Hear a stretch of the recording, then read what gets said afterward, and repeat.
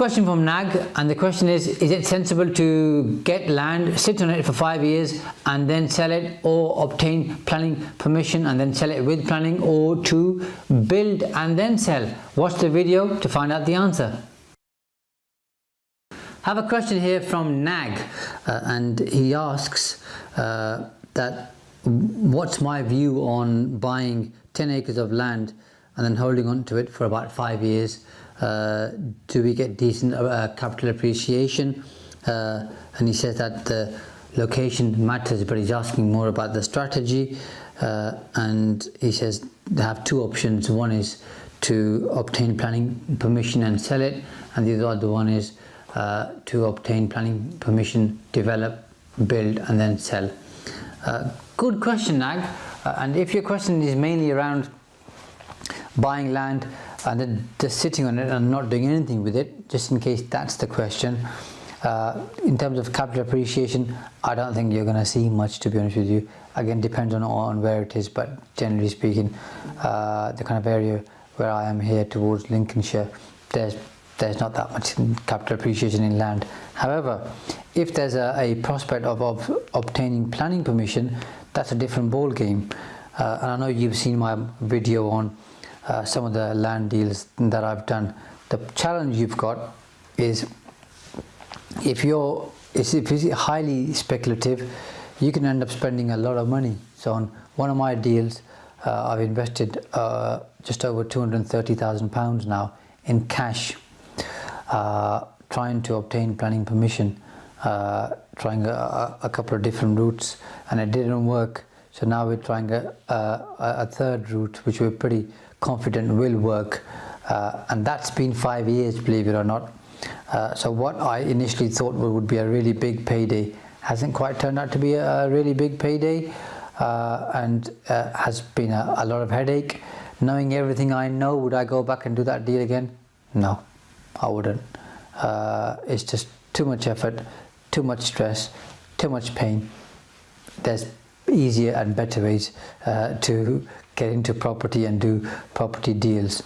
So if your whole thing is you're going to sit on it and it's going to be highly speculative, personally, to answer your question, I wouldn't do it.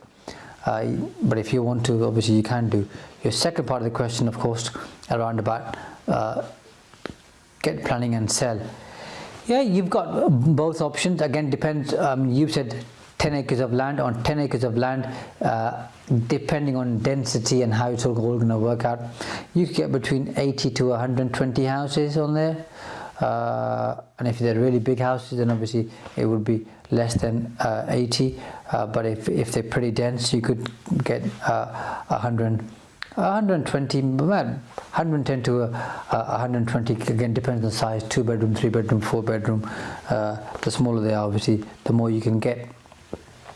So depending on how many houses there are, of course, if you've got planning for 100 houses, Nag, I don't know what your experience is, but that's a pretty involved project, and you need to be pretty experienced or working with somebody experienced who can help you through that, because getting bank funding and project managing and all the other work that's involved, that's a substantial and a significant project for somebody who doesn't have experience. Somebody obviously who's got lots of experience and they've done those kind of projects is obviously going to be bread and butter. So if you don't have the experience, I'd say you're better off obtaining the planning and then selling it with a planning gain. You'd most likely go for outline planning permission, get that, sell it on. You'll make a decent raise without having to get involved in obviously all of the building work, because that's hard and onerous, and then you need to find the funds to obviously build out the project. And then on top of that, you've got all the challenge of trying to obviously sell those units. It's going to be hard work, Nag. If you haven't done that before, I'd say look at the planning gain. That's going to work out better for you. So just a recap for you, Nag. The highly speculative, if the cash is burning a hole in your pocket, mate, do it. But on my experience, based on my experience, it's difficult and it's hard work, and I've done it twice now.